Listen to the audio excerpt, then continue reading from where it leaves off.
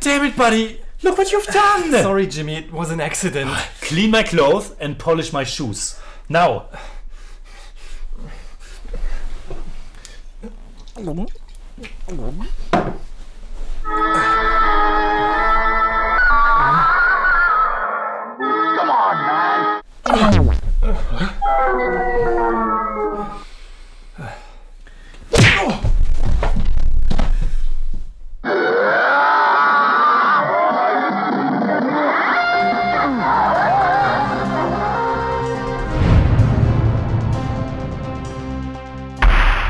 Servus Freunde, my name's Jimmy Cage. And I'm Deniz, the Buddymeister. We have reviewed more than 400 indie movies on the channel, and once a month we let all of our awesome patrons and YouTube members decide what we should watch next. This time it was all about Big B, and it was a super close call. The options were Agnipath, AMAR AKBAR ANTHONY and Silsila. The next poll is also already up. Which Mohanlal and Srinivasan team up should we watch next? Mithunam, Udayananu Tharam or Varivelpu. AMAR AKBAR ANTHONY is a 1977 Hindi language action, comedy, thriller, drama, masala film that was written by Kader Khan and directed by Manmohan Desai, who is considered one of the most influential Bollywood film directors and a pioneer of the masala film.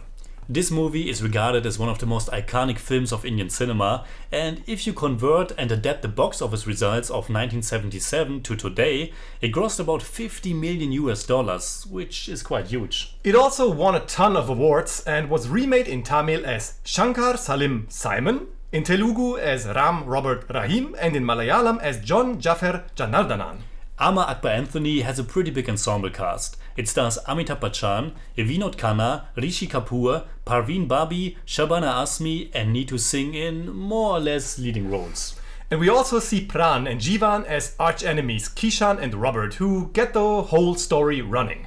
Talking about the story, AMAR AKBAR ANTHONY focuses on three brothers that were separated in their childhood and adopted by families of different faiths. Hinduism, Islam and Christianity. They grow up to become a police officer, a singer and an owner of a country bar. Their separation takes place in 1955. Things start out with family father Kishan, who takes the responsibility for a crime that gangster boss Robert committed, but only because Robert promised to take care of Kishan's wife and his three children while he's in prison. Which he doesn't do. Yeah, so when Kishan is released, he learns that his wife is sick and his children are starving, so he confronts Robert. All that and more constitutes the exposition of this movie, which is almost 30 minutes long. And it sets the stage for everything that's to come, because these 30 minutes are full of action and drama and emotions, and they end with a lot of fighting and shooting, and with Kishan stealing a crate of gold from Robert. 22 years later, it's 1977, things have changed. Kishan is rich and kind of a gangster, Robert is poor and the three boys are all grown up, and fate leads them back to their blind mother. The catch of all this, nobody knows who the other person is. Now, that was a lot. How do we begin with this beast of a movie? I start with a few questions. Is it even possible to make a legitimate review for a movie like this? Does it even make sense to talk about a movie like this like we would about any other? I'm not so sure. AMAR AKBAR ANTHONY is a beloved Indian classic, a big masala spectacle that's not really interested in logic, realism or your typical movie structure or storytelling rules. It's a wild, erratic and fun romp that bounces between different genres and tones and revolves its bonkers story around these countless misunderstandings, or rather not knowing that all these people are connected in ways that they don't even know about. Yes, now I loved the first 30 minutes and I thought, hey, this is what a screenplay should be like. I can imagine a producer reading this going, gangster boss? Family separated? A car chase? Shootouts? Explosions? Gold? We need to make this movie. It's just so damn entertaining. The complete first half is a blast. And it's not like the story is the most engaging or anything. There's actually not that much that drives the story forward, except our curiosity to see how the characters finally learn about their kinship and what effect that has. But for the most part, AMAR AKBAR ANTHONY is just this never-ending vignette of funny scenes and moments, action and comedy, gangster stuff and romance, tragedy and joy. It's a wild mix that's super loose, really unpolished and somehow held together. I didn't consider it to be unpolished. I think the second half, or like the last 60 to 70 minutes, are a bit rough, but everything before that was fine and felt organic. Well, to me it was pretty clear from the get-go that it's not really a movie that I'm getting invested in, but it was nevertheless a movie that had me watching with a smile on my face. Not a giant smile, but a decent one nonetheless. Like other Bollywood movies of that time, this movie has that certain innocent or childish appeal. Like something that was made up by giddy children throwing around some cool ideas for a movie.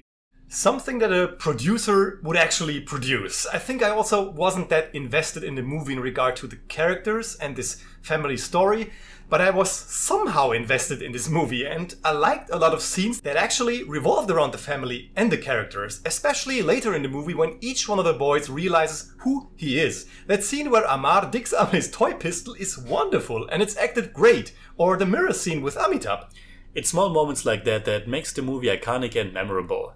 It has a great cast and everyone has a moment to shine, which makes it tolerable for me that the movie doesn't really do that much with all these possible conflicts. The whole idea that their father has become kind of a gangster himself isn't really put to much effect. It doesn't really deal with the consequences of him having basically kidnapped Robert's daughter, for example. The whole Robert situation in general is really just this never-ending back and forth. And again, the movie isn't interested in logic, you just have to accept the stuff as it is. Don't question when characters just pop up in the right moment, for example. Don't tell me you didn't like Sebesco.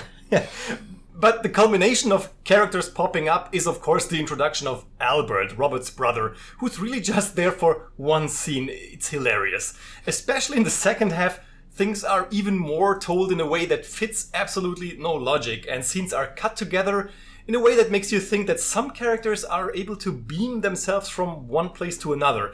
It's bonkers, but it's fun, so even in its most wacky moments, I liked it. I think it has many shortcomings and it's just way too long. You need a lot of patience watching this if you don't feel any nostalgia for it. But I also can't be too mad about it because I really appreciate the overall idea of it. The basic concept of having 3 children getting separated on India's Independence Day and then being brought up in the 3 major religions is certainly making a statement. I was honestly surprised that religion doesn't really play a bigger role in the movie, but just by clearly making them Hindu, Muslim and Christian and being happily united again, it's sending a good message. I read that religious tolerance became a landmark theme in Bollywood Masala films at that time, building on the Masala formula pioneered a few years earlier by Nasir Hussain's Yadon Ki Barat. Maybe we should watch that one sometime. Maybe, but let's talk about the real highlight of AMAR AKBAR ANTHONY. The songs. Yes, the songs too, but the highlight of the film for me is Amitabh Bachchan. Not that his character makes a lot of sense, but he's just really energetic and fun in the role. My name is Anthony Gonsalves. We have to talk about that song. In a second. This is the best Amitabh Bachchan for me in all the movies that I've seen him in so far. Yeah, I don't know about that. I think Sholay is my number 1 when it comes to that. Because the whole balance of these characters seems way off to me in AMAR AKBAR ANTHONY. Everyone makes kind of an impact. The movie is also 3 hours long, so there's plenty of time for that. And yet I don't feel as if we really know much about these characters, and most of them seem kind of neglected, even with that long runtime. The stories of Amar, Akbar and Anthony could have been arranged in a better way, because the way it is in the movie, it's for example almost no Akbar for a long time and then a lot of Akbar all at once. And a lot of songs all at once too. It's such a strange structure. We get 3 different songs in a time span of just 20 minutes, exactly at the halfway point of the movie. But I guess it's also fine because of that. We know how these big movies work. And to be honest, the songs are all pretty fantastic. My name is Anthony Gonsalves. For example, yes. A great song. Amitabh really pulled out all the stops in this song. Absolutely. In the book Behind the Curtain, Making Music in Mumbai's Film Studios by Gregory D. Booth, I read that almost anyone who grew up in urban India after 1950, especially in the northern region, knows who the character of Anthony Gonsalves is. The scene, the song and the character are just so iconic. But there's actually also a real Anthony Gonsalves behind the story who's probably not that known or familiar to people. He was an Indian composer, arranger and the teacher of Pyarelal, one part of the duo Lakshmikant Pyarelal, who composed the music for Amar Akbar Anthony. Don't use up all your trivia now. I've got something else, don't worry. Okay. Anyway, Amar Akbar Anthony has like 6 or 7 songs and they are all fun. I especially like the first one with Akbar on the stage and Anthony in the audience interacting. That one's great, and the final one, which is called Amar Akbar Anthony, where they are in costumes and the movie more or less transformed itself to a full-blown comedy, is also great and a real earworm. This is just a super silly movie for me. All the action is great fun, actually more like gymnastics, and you can see so often how punches and kicks aren't even close of connecting. Oh yes, but it didn't bother me because, like you said, this is just a romp and you can see how much fun all the actors had. So I had a great time with this movie. It's long, it's very long, but it's fun. So, what would you say in German about Amar Akbar Anthony?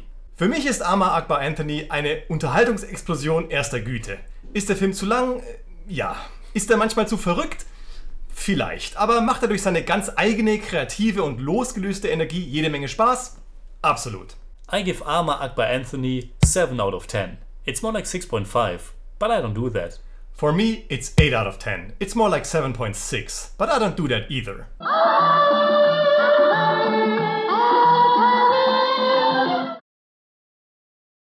Did you know that Pran, the actor who played Kishan in the movie, is known as the greatest villain of all time in Indian cinema? The intensity of his acting was so effective that Indian people refrained from naming their children Pran in the 1950s and 60s. And in the year 2000, Pran was awarded the title of Villain of the Millennium. Didn't know that. I guess we have a lot of movies to watch. So, what are your thoughts about Amar Akbar Anthony? Leave a comment. You can hit me up on Twitter, Instagram, Letterboxd and also on Patreon, simply at the Jimmy Cage. And you can hit me up on Twitter at the Buddymeister. And as always, if you enjoyed this episode, please give us a thumbs up, share, subscribe, whatever you like. And make sure you hit that bell for all we have to tell.